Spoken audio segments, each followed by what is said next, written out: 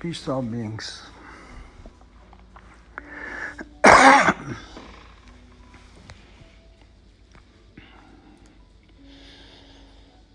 We are here.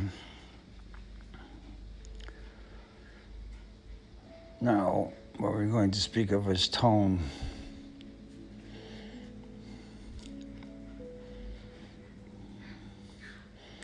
The vibratory frequency produces colors, etc. Each culture basically has a tone. Chinese have a tone, Japanese have a tone, Eskimos have a tone, Africans have a tone, the multitudinous tones within the European cultures. But there's a tone within the culture, and it comes from what you call the symbols of the letters. That's what we talked about, the word of your name. You existed before the vibratory frequency of that occurrence name thing.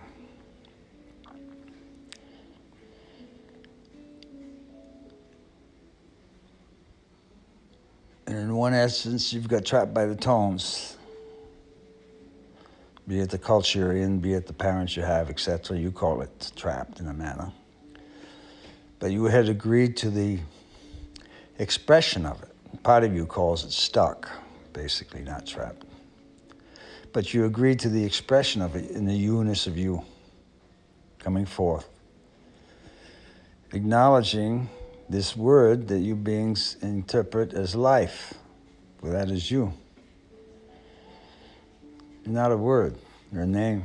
You have a name. You vibrate that frequency and tone. And what's occurring now is you're finding out you have a responsibility for that frequency and tone. Yeah, that hits you in the solar plexus.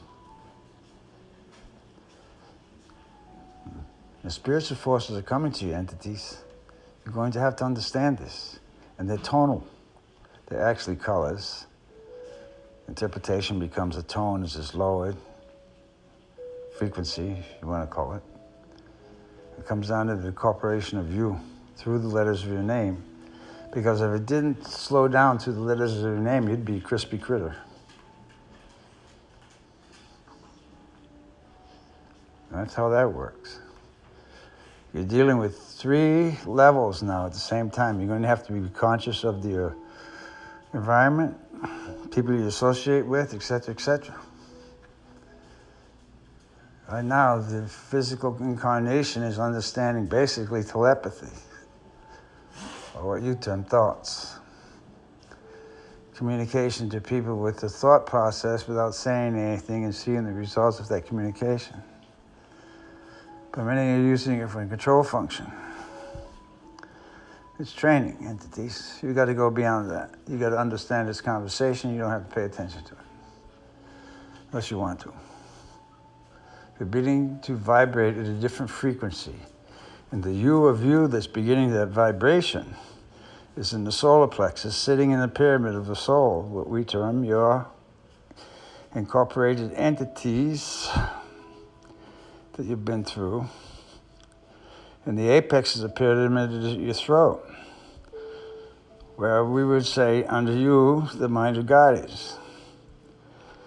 But that apex, and including that apex, is going to come up above your head. It's going to go through, up. And that's that phrase, let that iron be single. The pyramid's on the back of the dollar bill, that thing. Peace, all beings, mercy. It's communication, and it's also a manner of defense, because the sides of your pyramid are angular, like a pyramid.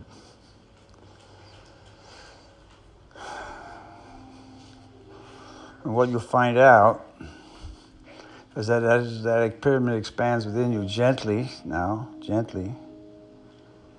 you begin to have awareness of things that you didn't before. Awareness of the space. Your vision increases.